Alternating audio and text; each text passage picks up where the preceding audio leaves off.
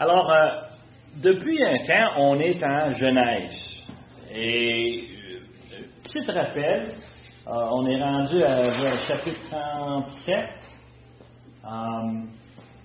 Il me semble que, j'ai déjà mentionné, mais il me semble qu'à date, on a beaucoup de chapitres sur quel sujet? It's a quiz. Quel sujet est-ce qu'on a traité depuis le commencement? Premier chapitre, on avait la création, perfection. Deuxième chapitre, création, perfection.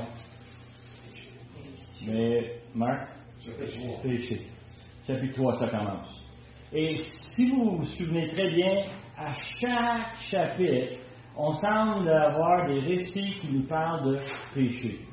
Chapitre 4, premier meurtre. Et on continue jusqu'à Noé. Il y a tellement de péchés que Dieu va complètement inonder la surface de la terre pour se débarrasser du péché. Et on réalise qu'après Noé, ça recommence, le péché. Et on a Abraham, on a Isaac, on a eu Jacob. Et on a vu péché après péché après péché. Qui pour moi c'est déprimant. Je ne sais pas vous autres, là, mais moi quand je lis une histoire, un livre, quand je regarde un film, je cherche ce que mon père décrivait comme the happy ending. La fin de l'histoire, heureux, joyeux, tous les problèmes sont résolus. Et comme dans n'importe quel livre, on est obligé d'aller jusqu'à le dernier chapitre d'Apocalypse pour en trouver, n'est-ce pas? Entre-temps, on a cette série de péchés continuels. Et tout le long, un des problèmes que j'ai, c'est comment est-ce qu'on applique ces passages dans nos vies? Est-ce que c'est une licence qui nous donne la permission de faire le péché? Et tout bon chrétien, on va dire quoi? Ben, je vais mettre la vie. Mais le problème qu'on a, c'est qu'il semble que le Seigneur veut nous révéler le péché sans arrêt. Il semble que la parole de Dieu, le but de la parole de Dieu, c'est de nous montrer que nous sommes pécheurs, nous et tous ceux qui ont précédé. Tous les ancêtres, tout le monde qui a vécu sur la terre subit le même problème, péché. Et j'ai pas besoin de vous poser la question, vous aussi vous avez le même problème, n'est-ce pas? Moi je l'ai. On vit avec un monde pécheur, on est pécheur dans un monde plein de pécheurs. Souvent, on se pose la question pourquoi il y a des conflits dans le foyer. Et moi, et Christiane, on se regarde et on rit un peu jaune en disant, ben, on est deux pécheurs. On se choque, on n'est pas d'accord, on a des désirs, des volontés, on veut que ça marche comme ça, mais ça marche pas comme on veut toujours. Et on commence à réaliser très rapidement que nous ne sommes pas en contrôle. Et un des problèmes qu'on a, moi je le vois constamment à l'ouvrage, moi je le vois à ma maison, je le vois dans les réunions de jeunesse qu'on a. On a des jeunes qui sont quand même pleins de talent, pleins de capacités, mais pour quelque raison, ils vont trouver une excuse pour ne pas s'entendre, et puis ça va virer mal. Et c'est inévitable, peu importe où ce qu'on va, le péché est présent. Et d'ailleurs, ça donne une certaine sérieux aux Écritures. Quand on regarde les Écritures et ils nous reflètent le monde plein de pécheurs, on regarde autour de nous et on dit, la parole de Dieu, c'est vrai. Et la première application, c'est que si c'est vrai, on devrait le lire et on devrait l'écouter. Et souvent, on regarde dans l'Ancien Testament, on a les récits, comme on a eu jusqu'à date, comme on va en avoir, tant qu'on arrive à la famille de Jacob, et on va voir comment est-ce que ça va à gauche et à droite. C'est triste, mais c'est la réalité. Mais malgré tout cela, on a besoin d'une application qui va nous aider à bien comprendre c'est quoi notre responsabilité. Comment on prend toute cette information, on l'assimile en dedans de nous, et puis ensuite on peut le mettre en pratique dans notre vie. Et c'est pour ça que j'ai choisi ce passage ce matin, un passage facile, Philippiens 2, 3, 5, peut-être on peut le lire ensemble. Ici.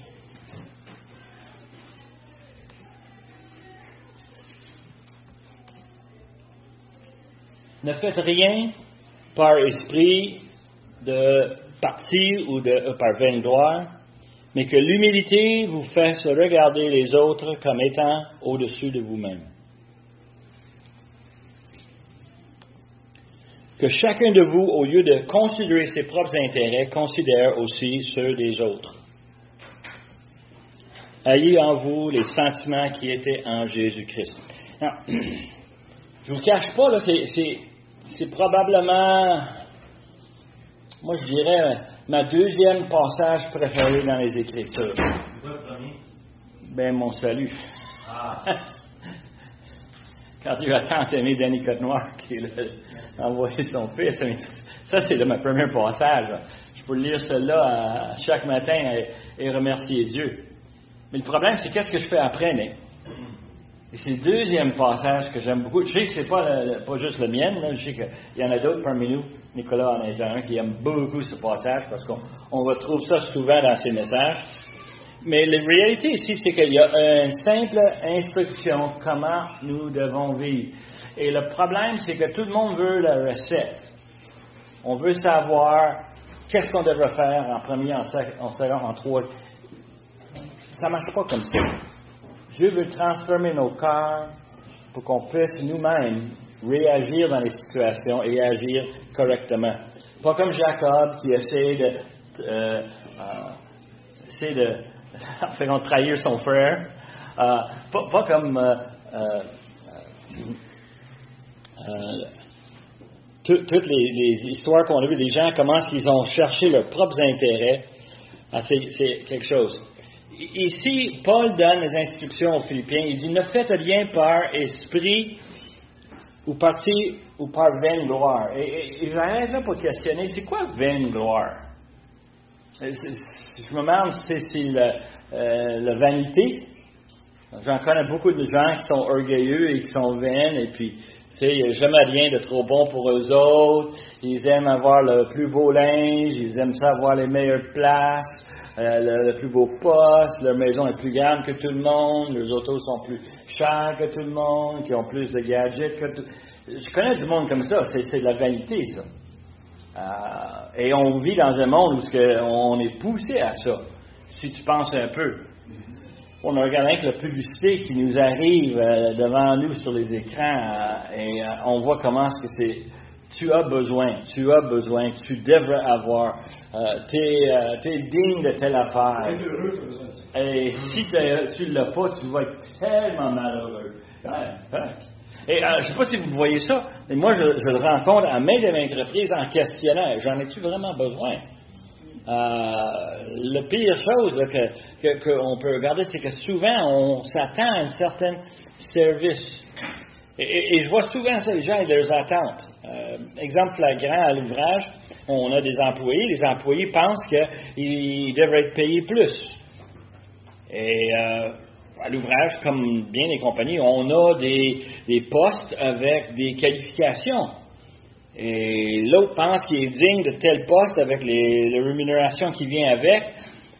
Puis quand tu lui confrontes en disant, oui, parmi les 10 choses, t'en fais 4 comme il faut, mais il y en a 6, là, que franchement, là. Et c'est des choses, des fois, un peu, comment je veux dire, c'est assez évident, mais pour quelques raisons, ils sont aveugles. On a des postes, nous, des postes de techniciens, où ce qu'on cherche des gens qui ont une connaissance de technologique avancée. Et c'est normal, ça, on s'attend à ça. Mais il y a des postes aussi que les gens cherchent à avoir, mais ils n'ont aucune capacité de réagir aux autres, autour d'eux autres. Mais c'est des rôles où ils ont besoin d'une connaissance technologique, oui, certainement, mais ils ont besoin aussi des capacités interpersonnelles. Il faut que tu sois capable de parler à quelqu'un, il faut que tu sois capable de comprendre ce qu'il vit, puis être capable de lui amener à faire ce qu'il a à faire. C'est vraiment du coaching. Et franchement, les gens, ils disent, ben moi je suis bon là-dedans. Oui. Puis l'autre fois, tu as fait ci, puis l'autre fois, tu as dit ça, puis l'autre fois. Et puis là, tu finis avec une série de cas. Mais dans leur esprit, ils ont quoi? Je suis dû pour une promotion. Je suis vraiment capable. Et ils sont remplis de confiance, mais ils manquent des habiletés. Et cette vaine gloire que Paul parle ici, là, c'est la gloire qui est superficielle. J'ai beaucoup de misère avec cette expression parce que moi, je dois la gloire à Dieu. Puis je sais que c'est pas vain. C'est vraiment Dieu. Celui qui m'a conçu, celui qui m'a protégé jusqu'à maintenant, celui qui m'a donné tout dans la vie. Et quand je dis tout, il m'a donné le souffle. Il fait battre mon cœur. Et je sais, à cause de certaines conditions médicales, que moi, mon cœur bat à peu près 65 tours la minute. Qu'est-ce que tu veux? Je sais que ça fonctionne à cause de Dieu. Je sais que ça vient à lui. À lui, je dois tout. Quand je traverse le pays et on va dans les places merveilleuses, on voit des choses fantastiques, des couchers de soleil, on voit des montagnes, on voit des choses. C'est Dieu qui l'a fait. Quand on étudie les sciences et on voit comment est-ce que l'univers est énorme, comment le corps est tellement complexe, on sait que c'est Dieu qui l'a fait. Et on donne gloire à Dieu. C'est pas une vaine gloire. Une vaine gloire, c'est superficiel. C'est inutile. Il dit, ne fais rien par esprit ou par vaine gloire, mais que l'humilité vous fasse regarder les autres comme étant au-dessus vous-même. Lorsqu'on regarde les caractères dans les Écritures, si on regarde Caïn et évidemment son frère Abel, c'est quoi est-ce qu'on peut caractériser Caïn? Est-ce que c'était un homme humble? Non, il n'était pas humble.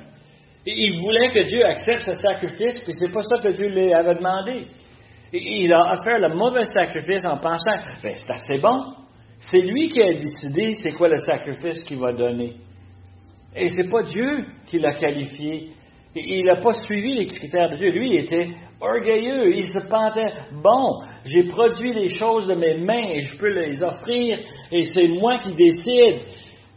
C'est pas humble. C'est orgueilleux. Si on regarde tous les caractéristiques de tous les personnages et on regarde le péché, l'orgueil rentre là-dedans. Quand Ève a écouté le serpent, qu'est-ce qu'elle a vu? Elle a vu que c'était belle. Et elle a entendu que ça va lui rendre intelligence avec la connaissance du bien et du mal. Qu'est-ce qu'elle pensait en humilité? J'ai-tu besoin de ça? Non, elle n'a pas pensé ça. Elle a dit, hey, c'est ça, bon. Ça a l'air beau. Elle a subi justement ça. C'est pas une attitude d'humilité, mais elle voulait satisfaire elle-même. Ils disent ici que l'humilité, ça c'est la racine, vous fait regarder les autres comme étant au-dessous de vous-même. Paul parle de causes. Souvent quand Paul donne un avertissement, c'est parce qu'il y avait une situation réelle. Et moi je pense que ce qu'il est en train de dire aux Philippiens, c'est pas un problème ponctuel chez vous, c'est juste cette fois-ci. Non, c'est quelque chose qui était commun dans la société. Et nous, on peut tout de suite le regarder. Un peu d'histoire sur l'église de Philippe. Philippe, c'était une ville où les Romains sont venus et ils ont parti une colonie. C'est une ville où ils étaient très fiers parce que c'était une ville choisie par l'empereur de Rome. C'était une ville qui a été fondée avec le but d'être une place qui honorait l'empereur et son empire. C'est vraiment une ville, si tu veux, une ville glorieuse. Et c'est une ville libre. C'est-à-dire que les autres, ils répondaient seulement à l'empereur. Ils n'étaient pas sous l'autorité d'un gouverneur, d'un territoire. C'était une ville indépendante. Et tu peux voir un peu où ils se promènent dans le village avec les marchés et avec les quoi. Ils se pètent les bretelles. On est quelque chose, nous autres. On est spécial. On est merveilleux. On est fantastique. Paul parlait à des gens qui connaissaient très bien ce concept de vaine gloire. Et ils savaient très bien qu'il fallait que les autres commencent avec l'humilité, qu'ils commencent en bas. Et on commence avec cette notion qui nous fait regarder les autres comme étant au-dessus de vous-même. La façon qu'on accueille les gens, la façon qu'on les adresse, la façon qu'on parle à des gens. Ça démontre ce qui est dans notre cœur. Je ne sais pas vous autres, là, mais moi, j'ai une très mauvaise habitude de juger les gens aux premières rencontres. La première fois que je les rencontre, je regarde tout de suite leur comportement pour savoir, ils viennent d'où eux autres. Et des fois, c'est pas sage. Des fois, ils sont en train de vivre une situation pénible et puis ça sort tout croche. Mais d'autres fois, on comprend très rapidement d'où ils viennent. Est-ce que les autres sont prêts à se mettre en bas, s'humilier? C'est un exemple pour moi à voir souvent des gens que je connais très bien, des gens de haut placés. Et chaque fois que j'interagis avec eux autres, c'est avec respect, c'est avec gentillesse. Et tout à coup, je constate que le Seigneur travaille dans leur vie et que moi, je me dis, je voudrais être comme ça. C'est un exemple où ce qu'on voit comment que Jacob il jouait de tout le temps des tours sur son frère, son père, quand il jouait des tours sur son oncle. C'est incroyable comment est-ce que lui il pensait qu'il pouvait aller chercher ce qu'il voulait en faisant des manipulations, des manigances. Et en réalité, c'est pas ça que Dieu dit. Dieu dit qu'on devrait être humble et accepter les autres comme étant au-dessus de nous-mêmes. Ça change radicalement nos interactions lorsqu'on prend les autres où ce qu'ils sont et on les traite comme quelqu'un important. Le deuxième point qui sort ici, il dit que chacun de vous, au lieu de considérer ses propres intérêts, considérez aussi ceux des autres. C'est une guide facile, mais qu'on oublie souvent. Moi, je sais que dans la vie, moi, je suis préoccupé par des choses. Est-ce que vous êtes pas pareil? C'est tout le monde comme ça. On a des besoins, on a des intérêts, on a des plaisirs, on a toutes sortes de choses qui nous préoccupent. C'est normal. Moi, je vois ça souvent avec les petits-enfants.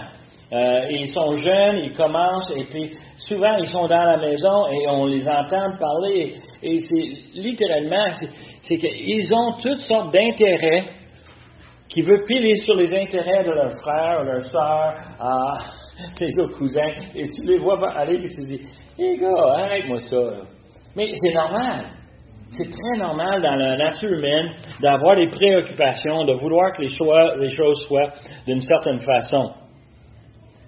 Mais ici, il dit qu'on garde nos intérêts, et littéralement, on devrait en même temps qu'on garde nos intérêts, garder l'intérêt de ceux autour de nous. Et d'être vraiment capable de dire, est-ce que je suis capable de mettre les intérêts des autres devant les miens? Je parlais avec mon fils, pas celui-ci, mais un autre de mes fils hier, et puis on parlait justement de ça. Et lui, il dit, sur sa journée, il dit, je suis 2 heures en retard. Je dis, en retard de quoi? Bien, j'avais planifié de faire toutes sortes de choses. Mais toutes les autres demandes que j'ai fait en sorte que je suis rendu maintenant 2 heures en retard. Et il me disait ça avec un grand sourire en disant, c'est ça la vie. C'est ça la vie. On a d'autres choses à faire qui vont passer en avant, d'autres personnes à considérer, d'autres besoins. Et on est obligé souvent à dire, est-ce que je suis prêt à mettre de côté ce que moi je pense qui est important pour considérer ceux des autres. Je pense que les meilleurs exemples de ça, c'est ceux qui sont mariés. Dis-moi pas qu'entre hommes et femmes, on n'a pas des différences d'intérêt. Est-ce qu'on est obligé de faire des compromis? Est-ce qu'on est obligé de faire des concessions? Parfois, hein? Souvent. Ça devient un peu la norme, hein? Et la chose qui est très drôle, c'est que moi, je sais qu'avec Christiane, je fais ça souvent, c'est que je vais l'écouter, puis je constate qu'est-ce qu'elle veut. Bien, ça va en conflit avec ce que moi je veux faire. Est-ce que je suis prêt à mettre ce que je veux faire à côté, puis faire ce qu'elle veut faire? Ah oui. Mais de temps en temps, je vais lui dire qu'est-ce que moi, ça m'intéresse. Et elle va dire, ce que je voulais faire, c'est pas grave, on va faire ce que tu veux faire. Et je constate de la part de elle et aussi de moi, c'est que ça prend un peu de compromis pour être capable de réussir ensemble. Et la bénédiction qui en sort, c'est merveilleux. Mais quand je vois ceci, je vois très bien comment ce que Dieu est en train de nous dire. J'ai mes intérêts, il y a les intérêts de ceux qui sont autour de moi. Et je suis obligé de dire, je ne veux pas embarquer dans un monde égoïste et de vivre pour moi tout seul. C'est une vaine gloire. Quand je devrais m'humilier, considérer les autres et considérer leurs intérêts. Et là, Paul termine cet argument avec le troisième point. Il dit qu'on devrait commencer avec une base d'humilité, on devrait considérer les intérêts des autres. Et là, la troisième chose, c'est qu'il dit, ayez en vous les sentiments qui étaient en Jésus-Christ. Et ça, c'est une déclaration qu'on dirait, c'est quasiment mission impossible, n'est-ce pas? Je ne peux pas être comme Jésus-Christ. Moi, pécheur, comment est-ce que je peux être sans péché? Et je réalise comment est-ce que c'est un défi incroyable que l'apôtre Paul dépose. On devrait être comme Jésus. Savez-vous qu'à Antioche, dans le premier siècle, c'est là où on a commencé à appeler les croyants, on les appelait les chrétiens. Et en grec, le mot chrétien voulait dire quoi? Petit Christ. C'est une insulte. Ah, tu parles de Christ tout le temps. Tu es un petit Christ. Et pour un croyant, hey, c'est un compliment, ça. C'est justement à ça que je m'essayais de faire. Je veux suivre dans les pas de notre Seigneur Jésus. J'aime ça qu'on m'appelle un petit, pas un Christ, un petit Christ. Quelqu'un qui suit en arrière, quelqu'un qui cherche. Moi, je viens en anglais, Christian. Dans ma tête, c'est Christ in you. In you. Ouais. Mais le mot en grec voulait dire petit, le petit. Et tu sais comment est-ce qu'on fait ça? Hein? On a déjà ça. Moi, j'ai souvent raconté l'histoire que mon oncle m'a raconté. Son nom, c'est Armand Boucher. Et mon oncle, malheureusement, pour quelques raisons, on l'a toujours, depuis mon enfance, on l'appelait oncle Jack. Puis moi, je comprends pas. Jack, c'est raccourci de Jacques. Mais son nom, c'est Armand.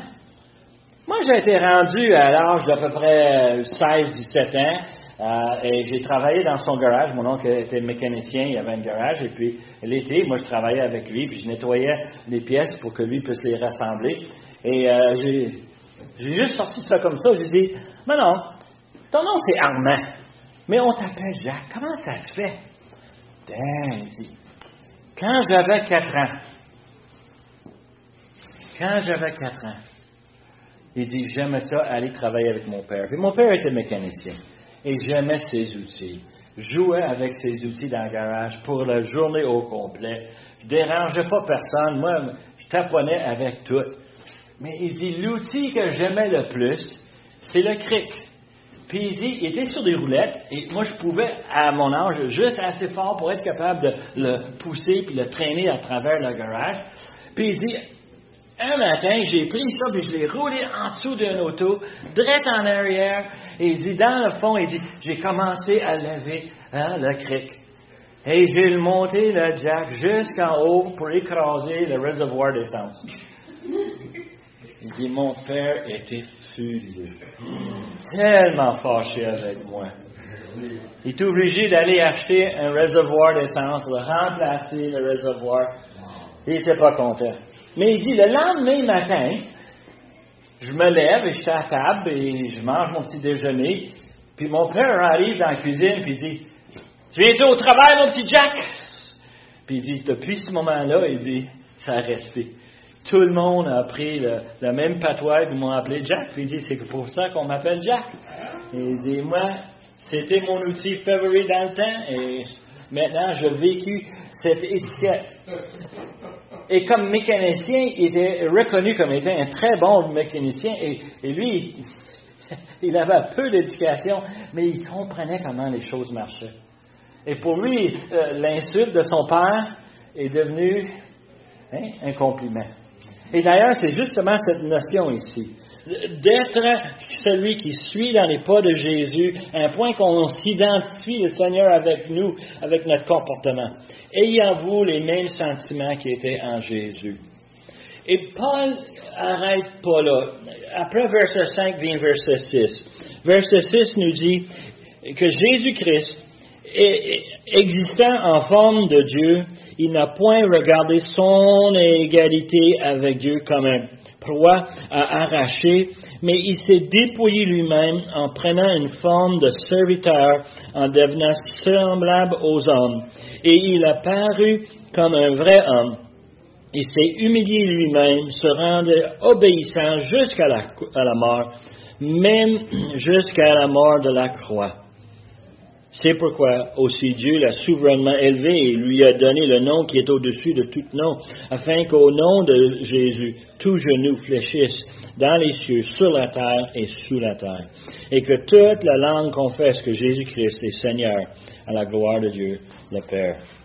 C'est fascinant qu'il va qualifier notre Seigneur Jésus comme étant notre modèle Et puis ensuite, qu'est-ce qu'il va faire? Il va nous décrire le modèle en détail pour assurer qu'on comprend que ça va être une tâche presque impossible. On ne sera pas capable de faire ce que Jésus a fait. Il y a des mots ici que, dans ce passage qui me collent. Je ne sais pas pour vous autres, mais à travers mon histoire, j'ai aimé ce passage énormément parce qu'il dit qu'il n'a point à regarder son égalité avec Dieu, sa divinité, comme étant un poids arraché. On va se battre jusqu'à la fin. Vous entendez souvent les gens dire ça? J'ai mes principes, je vais me battre jusqu'à la fin pour mes principes.